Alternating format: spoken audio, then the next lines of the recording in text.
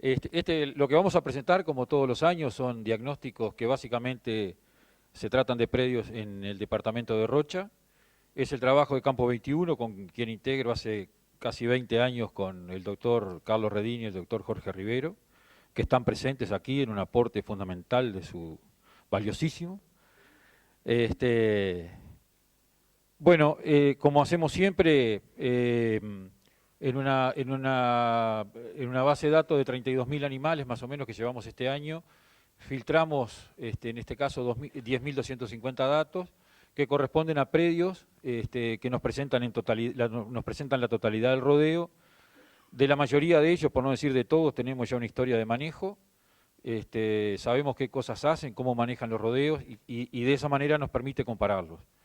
Afuera están quedando fundamentalmente los datos de IATF, de las inseminaciones con prostalandina, y después otra cantidad de predios que se hacen que a veces no tenemos cómo levantar los datos, o no tenemos acceso a todo el rodeo, o no tenemos los datos de qué medidas de manejo fueron aplicadas, ¿no?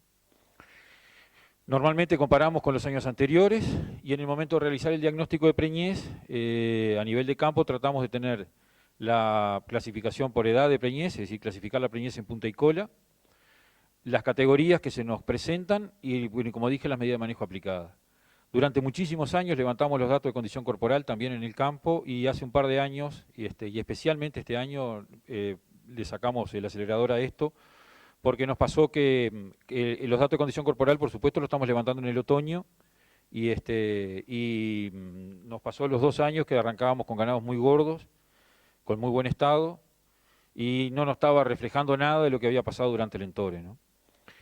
La única cosa que podemos destacar, que es interesante decir, es que arrancamos en febrero, marzo, con ganados con condiciones corporales de 4,5, 5 parejas, y ahora estamos terminando con lotes muy sentidos, ¿no?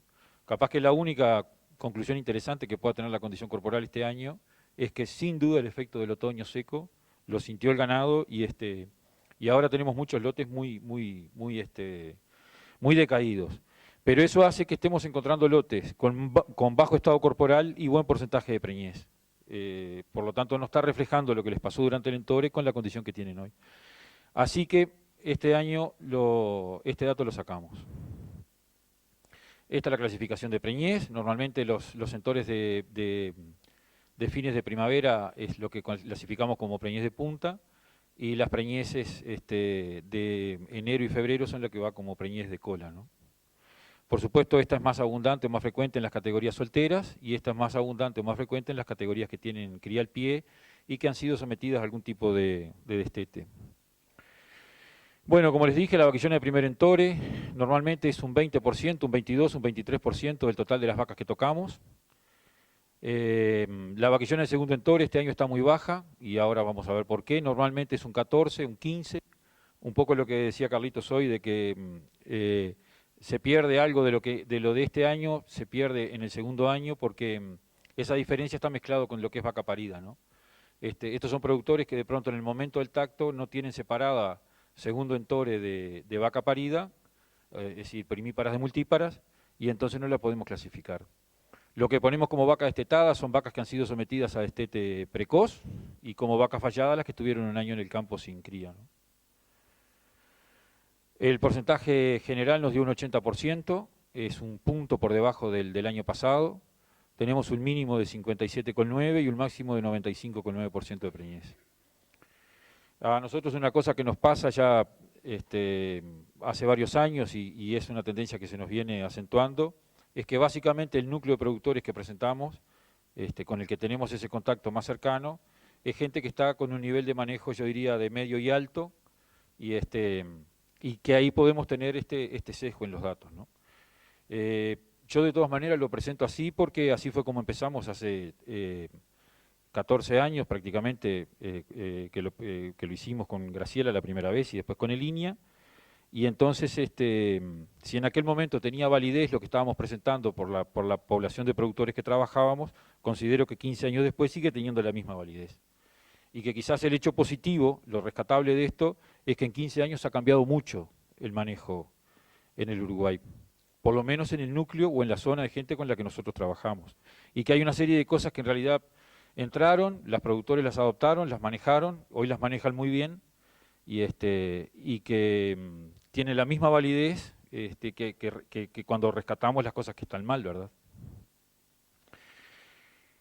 Como les dije, bueno, es un 26% eran vaquillones de primer entore, un 9% son vacas falladas del entore anterior, esto no ha variado mucho, el año pasado fue más o menos lo mismo, un 7% son vaquillonas de segundo entore.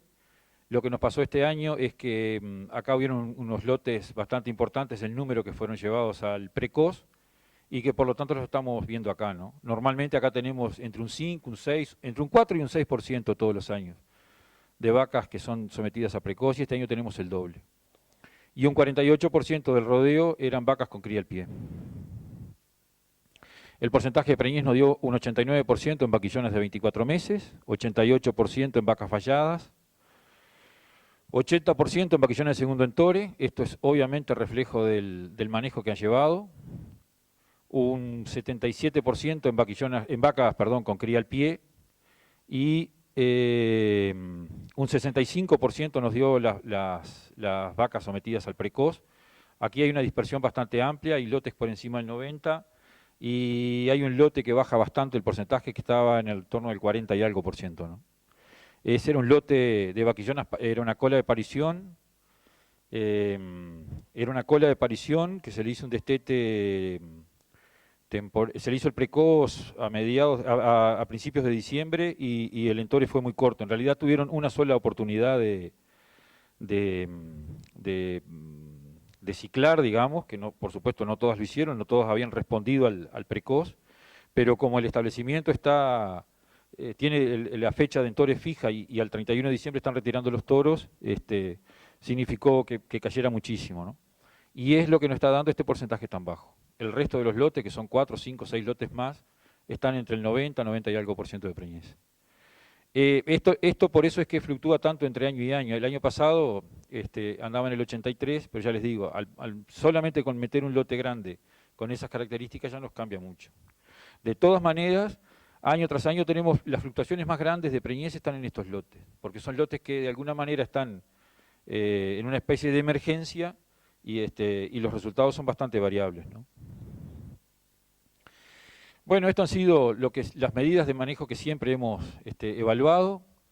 Esto ahora lo tenemos todo resumido en lo que le llamamos priorizar la recría, que es tener un peso mínimo de entore asociado a un estado, que cada productor lo conoce. Esto varía mucho con la raza, las cruzas o el biotipo que esté usando, pero cada predio le ha ido agarrando las manos a sus vaquillonas y ya manejan cuál es el peso, o sea que no es un peso, digamos, del libro, sino que es un peso del campo y la condición corporal.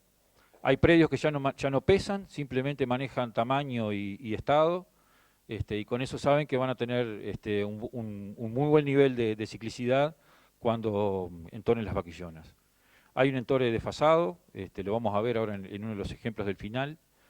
Siempre hacen un entore temprano o un poco antes que el resto del ganado parido. Tienen planes de vacunación cada vez más estrictos, a veces tenemos que cambiar de marca de vacuna o de tipo de adyuvante o ese tipo de cosas a los efectos de mejorar la respuesta inmunitaria, pero todos tienen un esquema básico de vacunación, ¿no? Después viene lo que es el paquete de los destetes, el hecho de tener un destete temprano, lo más temprano que permita, la utilización del destete temporario tradicional, 11 días con tablilla, y la realización del destete precoz, que normalmente viene a consecuencia en los lotes más sentidos, posteriores a los diagnósticos de actividad ovárica, ¿no? O a la fecha de parición. Y después la vaquillona de segundo entore, bueno, lo mismo, buscar una aparición temprana, una suplementación invernal,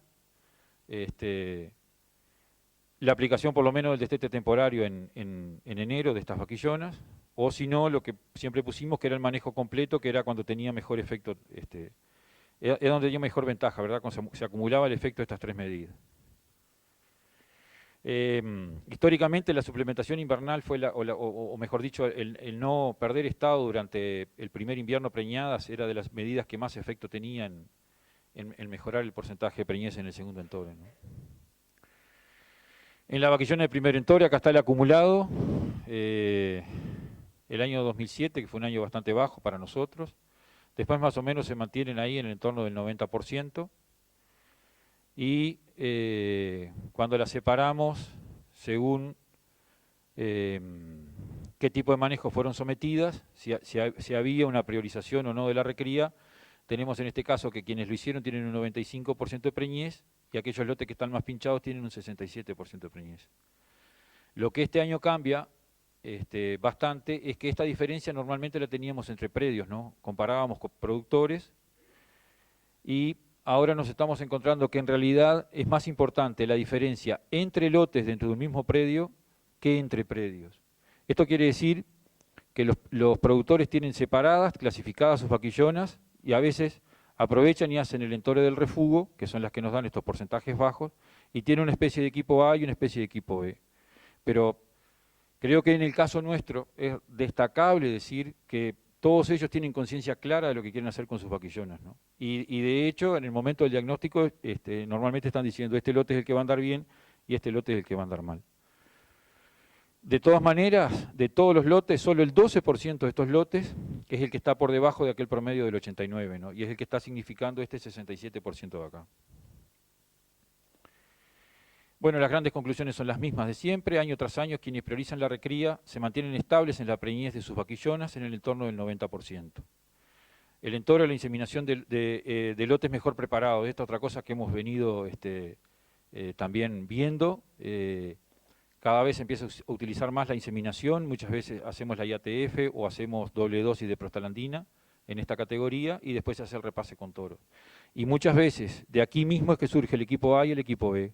Hacemos nosotros a veces una clasificación, o la hace el productor, una clasificación de la mejor parte del lote con inseminación, y lo que no entró en la inseminación, lo que no entró en celo durante la inseminación, o lo que se clasificó por parte delante, es lo que queda, digamos, como lote de cola, ¿no?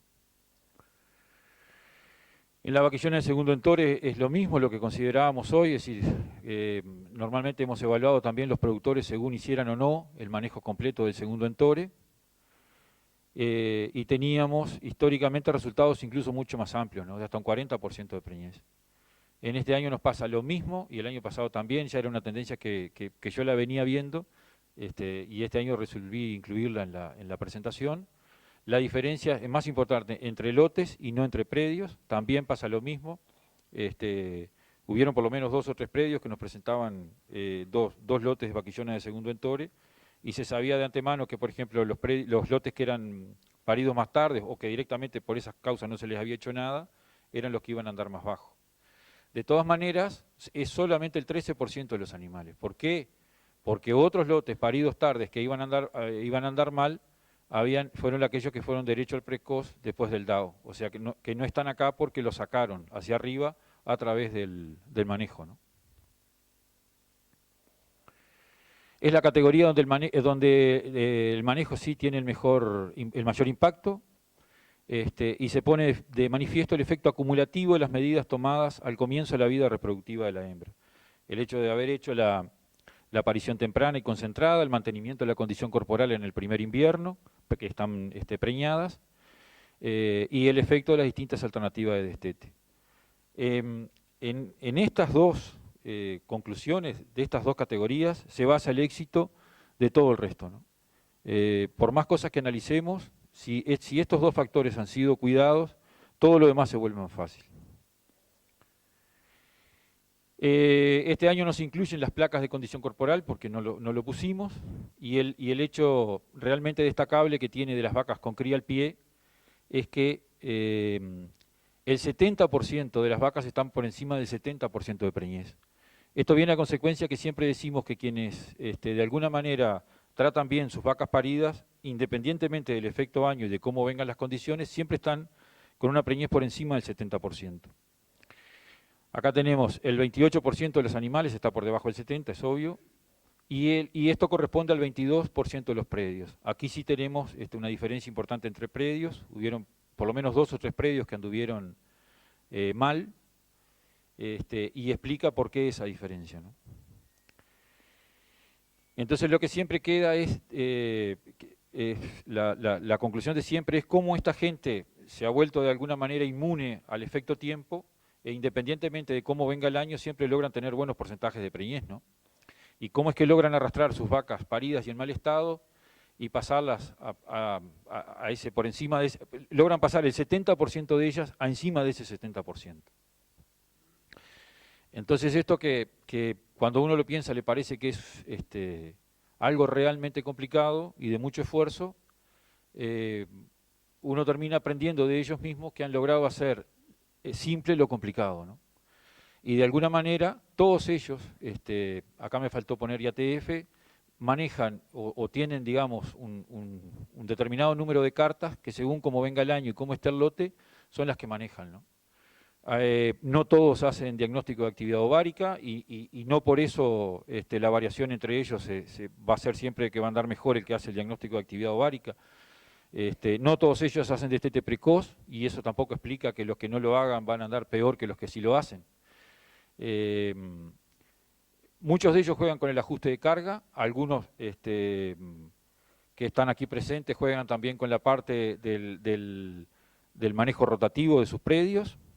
De esa manera también tienen una forma de ajuste de carga y hay ejemplos muy buenos que están presentes acá en la charla.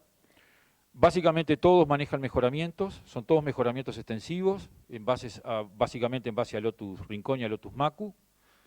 Estos mejoramientos les dan muy buenos resultados independientemente de la zona de rocha que lo tomemos. Es decir, acá hay ejemplos que también están presentes ahora de gente que tiene mejoramientos en campos superficiales, de índice conial muy bajo, en plena zona de sierras, y sin embargo han logrado con los años volverse maestros en el manejo de esto y llegar al objetivo que tienen, ¿no? También lo mismo pasa con la revisación de los toros, básicamente todos tratan de hacerlo y tratan de comprar toros probados, garantidos, y si no, bueno, lo hacen con nosotros, ¿no? Las grandes conclusiones fueron, la ecografía de ovario en los primeros días de enero es una muy buena herramienta, esto ya está viejo, en la mayor parte de los predios estamos adelantando esta ecografía, ya estamos en diciembre, pero lo que nos permite es saber qué destete realizar y ayuda en la toma de decisiones, ¿no? Normalmente, como decíamos, realizan destete precoz en los lotes de cola de parición y de baja condición corporal y destete temporario en los menos comprometidos.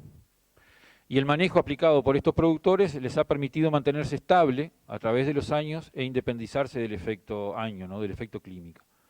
Y como ven, siempre están por encima del 70%, ¿no? Bueno, esta era una placa que también la conservamos desde la primera charla que presentamos acá, y de acuerdo a aquel paquete de medidas que veíamos, los habíamos clasificado, según el número de medidas que aplicaban, los habíamos clasificado en nulo, bajo, medio, alto y muy alto, ¿no? En el caso de los muy altos son productores que están aplicando 10, 11 o 12 de aquellas medidas. Y lo que nos ha pasado ya por segundo año consecutivo es que no tenemos productores que estén por debajo del nivel medio, ¿no? Es decir, todos los productores que están presentes aquí tienen de un nivel medio, alto o muy alto de manejo, ¿no? Y le diría que en el 2015 prácticamente están concentrados en el nivel alto y muy alto.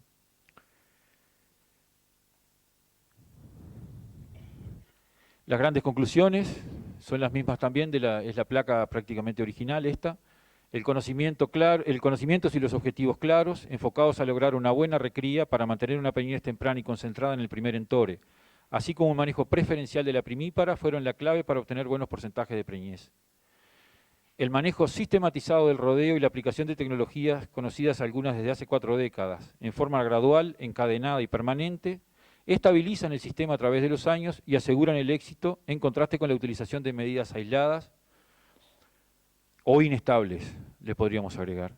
Y aquí creo que son tecnologías conocidas y de bajo costo, prácticamente todas, salvo las puntuales, como son las de las emergencias, que pueden ser el destete precoz, las otras son todas de bajo costo. Y después, condiciones climáticas favorables, junto al marcado interés y una sistematización del manejo adecuado por parte de los productores, ha determinado 3 años con porcentaje de preñez por encima del 80% en nuestra zona. Bueno, nosotros la idea era presentar un predio que hubiese tenido un buen porcentaje de preñez y otro que hubiese tenido uno malo, ¿no? Lo que me pasó con el malo es que es un productor joven, eh, familiar, y familiar mío, ¿no? Le fue muy mal por segundo año consecutivo, yo ahora les voy a decir por qué, pero hace unos días tuvo una jornada de cría en la casa de él y tuvo que explicar la situación frente a 360 personas. Entonces está tan achicado y está tan dolido con lo mal que le fue que cuando le dije que iba a presentar los datos me dijo, no, dice, aflójame un poquito. Pone otro ejemplo, dice, pero déjame salir de esto que yo...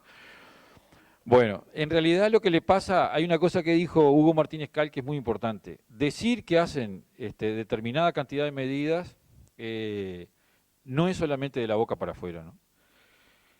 Si yo enumero las medidas que él hace, en realidad está en un nivel alto de manejo. El problema es que cuando llegamos al campo y empiezo a decirle, bueno, pero tú hiciste tal cosa. No, tú sabes que tal cosa no, porque yo te iba a llamar, pero después no te llamé. Entonces el año pasado, que también le fue mal, llegó a la conclusión de que él preñaba más en los años malos que en los años buenos, de clima, ¿no? Entonces yo le dije, no, yo te decía lo que pasa, que tú en los años malos trabajas y en los buenos no. Este año, ahora Carlitos va a ir a rasparle los toros mañana pasado, y bueno, y vamos a hacer serología de 2 o 3 vacas, y vamos a rastrear algo de enfermedades reproductivas, pero... creo que la mano viene porque no hicimos diagnóstico de actividad ovárica. O sea, a esta altura, después de corrido todo el entore y de los resultados estar a la vista, no podemos saber si las vacas no se alzaron, si las vacas se alzaron y estuvieron repitiendo. Entonces, bueno, ahora aparentemente sí, realmente vamos a hacer todas las medidas y el año que viene vamos a ver cómo está la cosa. Entonces, lo que hicimos fue seleccionar 2 productores que le va muy bien y poner 2 ejemplos de productores que con distinto enfoque del manejo, y como yo les decía, utilizando distintas cartas de aquellas, los 2 logran lo mismo, ¿no? Y lo fundamental que han logrado hacer es estabilizarse en el tiempo en porcentajes aceptables de preñez. Uno de ellos está presente hoy acá, el otro quedó de venir, pero después se complicó a último momento. Este es, bueno, es el histórico acumulado desde el año 95-96. Acá está la dotación que tenía, originalmente eran 703 hectáreas, pero se la fueron entregando a poco, ¿no? Acá fue cuando arrancó el establecimiento. En el año 99 por allá empezó a trabajar con nosotros, no sé si fue una buena decisión o una mala decisión, pero bueno. Acá empezó Campo 21 y acá arrancamos con la revisación de toros, con la aplicación de destete temporario y con la vacunación, porque habíamos tenido un episodio acá o acá, no me acuerdo, de leptospira, y ahí resolvimos empezar un plan de vacunación que se cumple hasta el día de hoy, ¿no? Ahí también primero se hicieron mejoramientos de Lotus Rincón y después se introdujeron mejoramientos de Lotus Maco. El establecimiento tiene una parte del área que está dedicada a la cría y otra parte del área que está dedicado a que se hace algo de invernada, ¿no? Esta es la evolución del stock que ha tenido en los últimos 15 años y este es el porcentaje de preñez que ha tenido. Acá lo que hay, en el año, allá por el 2007, en la zafra 2007-2008 empezamos con la inseminación artificial y se le empezó a dar más hincapié al tema de la priorización de la recría, ¿no? De controlar bien las vaquillonas. Y bueno, y es un caso donde es todo, se maneja una raza, dentro de esa raza se maneja más o menos un biotipo, que él ya se lo conoce de memoria y realmente tiene siempre un vaquillonaje muy bueno acá en este momento, ¿no? Creo que lo más importante es mostrar cómo se ha estabilizado. Acá no se ha hecho destete precoz nunca, se hace sí temporario siempre. Y bueno, y el pastoreo sobre los mejoramientos, ¿no? Este otro ejemplo es distinto.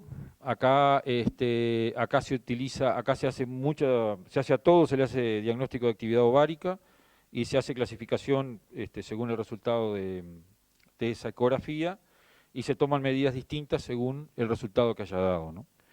Este es el histórico también del stock, del porcentaje de preñez. Estos son 5 zafras que fueron las que resolvimos poner, también bastante estables, con un promedio de un 92% de preñez, un promedio de aparición de un 85%, de un 85% y una diferencia, o sea, las pérdidas que tenemos entre diagnóstico y parto, andan alrededor del 8%, ¿no? Acá hay uno de estos años que hay un episodio de aborto, creo que fue leptospira, y demás. Bueno, se ha tratado de controlar todo lo más posible estas pérdidas. Acá están las categorías, estas son todas las categorías que aparecen posterior entre la clasificación de la edad de parición y el diagnóstico de actividad ovárica. Es así, hasta el 31 de octubre se tiene lo que es parición de cola y posterior al 31 de octubre, parición de punta y posterior al 31 de octubre todo lo que es parición de cola.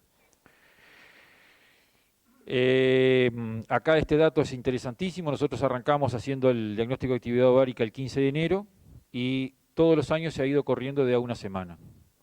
Acá se hizo un esfuerzo tremendo y se corrió un poquito más. Y después más o menos se va ido adelantando a los efectos de ir concentrando el entore, ¿no? Y de ir tomando las medidas cada vez más temprano. Entonces, después del diagnóstico de actividad ovárica se hace así. Todo lo que está lo que es punta de parición y está ciclando no se le hace nada. Lo que es punta de parición y está en anestro superficial se le hace destete temporario, y lo que es punta de parición y está en anestro profundo se le hace destete precoz. Lo que es cola de parición se le hace destete precoz al anestro profundo, por supuesto, y a lo que es superficial se le hace IATF. Entonces, bueno, acá tienen los resultados de la preñez. Esto es acá es vaca destetada, y esto es destete precoz de cada año. Esto es ciclando, lo que dio ciclando, que es punta de parición.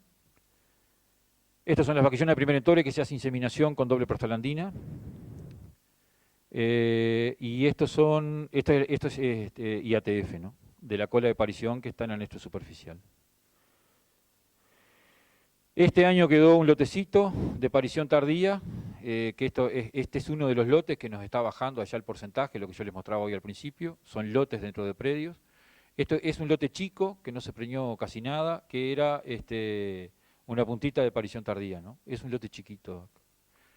Acá está el porcentaje de cada año, lo mismo que mostramos hoy. Acá están las fechas que hicimos las ecografías y, como les dije, la fecha que hicimos los DAO, que la estamos cada vez apretando más a primeros días de diciembre, ¿no? Este es el esquema de manejo para la recría y lograr la inseminación a los 24 meses, ¿no? Estas son las ganancias hasta el destete. Estos son los 19 meses entre el destete y la inseminación, a donde se apunta a llegar con 300 kilos. Este es un Angus mediano, chico de tamaño, y esto es lo que se busca al completar el primer tercio de gestación, ¿no? Esto se hace todo sobre el Lotus Rincón.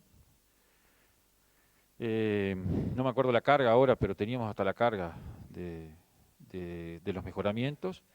Y después, el temporario se hace siempre en vacas que están por encima de 3,5 de condición corporal, que son punta de parición y que son y que están en anestro superficial, ¿no? Bueno, en realidad, como les dije, son dos ejemplos de que lo básico del esquema es manejo, con mejoramientos extensivos, y que, como ven, combinan algo de todas aquellas tecnologías que mostramos, y los dos llegan a los mismos objetivos a través de diferentes caminos, ¿no? Bueno, lo último que me queda es mostrarles, este es un proyecto en el que hemos estado trabajando durante 3 años, están incluidos 2 ingenieros en electrónica y un ingeniero en computación. Y también Graciela aquí tiene una participación muy importante, muy trascendente en su momento, porque fue quien de alguna manera gestó la alianza.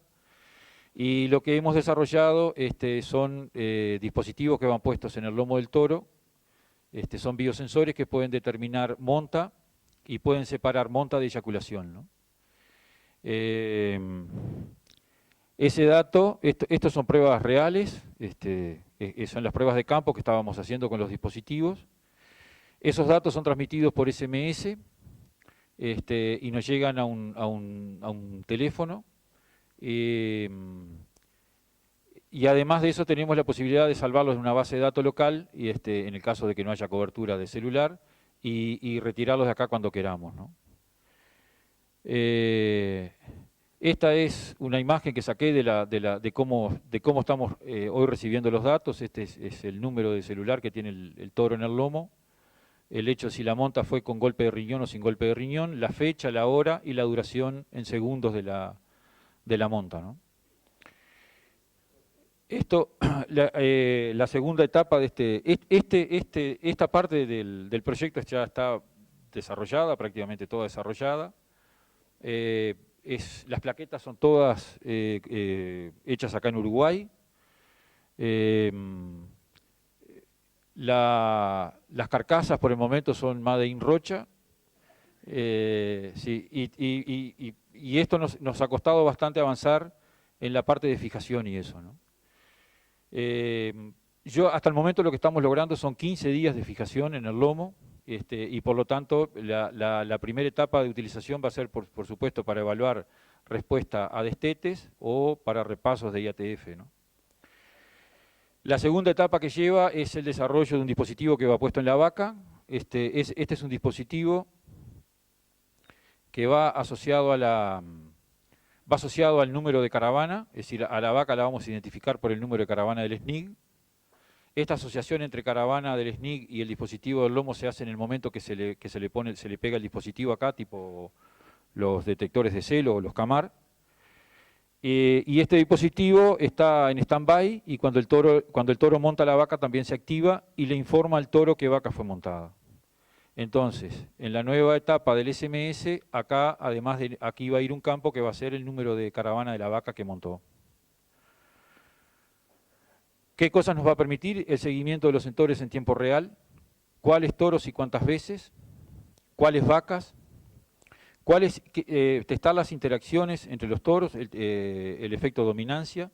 Por ejemplo, acá esta foto está puesta a propósito, acá están los dos toros con dispositivo, y este toro había estado, acá había 4 toros, los 4 con dispositivo, y este toro había estado dominando a los otros, ¿no? Entonces, estas vacas estaban sincronizadas con doble prostalandina, y este toro tuvo un pico de actividad, después hubo un silencio aproximadamente de un día, donde ningún toro se ve que se animaba a montar, y una madrugada me empezó a llegar SMS de este toro. Sí. No. A las 2 de la mañana empezó este toro a mandar mensajes. Y esos son de las primeras cosas que empezábamos a ver de lo importante que pueden ser las interacciones y de lo importante que pueden ser la dominancia y el escape a las dominancias, ¿no? En una versión que tengo yo, además puedo determinar el lugar donde se realizó la monta, ¿no? Y es probable que con un poquitito de tiempo y algo de trabajo nosotros podamos determinar si el toro está caminando o no está caminando y hasta logremos llegar a determinar si el toro está claudicando o no. En realidad, determinar ese tipo de cosas es más tiempo de trabajo que la dificultad técnica que hoy tenemos con los biosensores, ¿no? Este biosensor de la vaca, además, va a poder determinar una cosa que dijo Gabriel García Pintos hoy, que nosotros la veníamos sospechando de alguna manera que podía estar pasando, y es que podemos tener vacas que están entrando en celo y que los toros no las están cubriendo, ¿no? Entonces nosotros, como este sensor se activa cuando es montado, podemos lograr archivar datos en este propio sensor de que fue activado, de que esa vaca estuvo en celo, pero que no fue captado por ningún toro, ¿no? Lo cual puede estar indicando que en realidad está siendo montada por otra vaca, pero los toros no la están cubriendo. Las limitantes, o sea, no tenemos ninguna limitante en esta plaqueta. Tenemos 2 líneas de trabajo. Hay una línea de trabajo más barata, con un costo muy inferior, pero con menos prestaciones. Y yo ahora estoy esperando que teóricamente esta semana llegarían de Estados Unidos unas que serían más completas, pero con un precio un poco más elevado. De todas maneras, las prestaciones que van a tener son mucho más amplias en ese caso, ¿no? Bueno, por supuesto se va a poder reconocer las respuestas al tratamiento como destete precoz, destete temporarios, etcétera, poder rastrear picos de celo, poder ver repeticiones, ciclos regulares o irregulares, que va a ayudar en el diagnóstico de las enfermedades reproductivas. Una cosa fundamental va a ser poder detectar la paternidad, por lo tanto ver cuáles son los impactos del EPD en predio comercial o en cabaña, cualquiera de las dos maneras. Y lo que acabo de decirle, ver cuáles son las vacas no servidas, es decir, que ciclaron y que no se sirvieron. Que a mí me parece que pueden estar explicando a veces por qué creemos que determinados tratamientos de destete temporario no dieron el resultado que esperábamos, ¿no? Y cuando vemos que en realidad las vacas han tenido todas las condiciones para responder y sin embargo no están preñadas. En definitiva, nos va a echar luz en tiempo real de todo lo que va a estar pasando durante el entore, ¿no? Bueno, en realidad yo no sé, porque yo creo que es una herramienta más nomás, ¿no? Creo que por el momento no sustituye a nadie, ¿no? Digo, en definitiva, nos puede servir como al revés. Yo creo que puede servir, por ejemplo, frente a la ausencia de celo, puede servir como una luz de advertencia para acelerar una ecografía de diagnóstico de ciclicidad. Bueno, básicamente es eso. El equipo me dio la orden la idea es la siguiente: en este entore, que viene, estaría activa la parte del toro, ¿no? Seguro estaría activa la parte del toro, ¿no? No estaría disponible el dato de la vaca, salvo que todo nos ruede muy bien, ¿no? La aplicación que puede tener el dato del toro, creo que sería aplicarlo, por ejemplo, como un repaso de una inseminación a tiempo fijo o como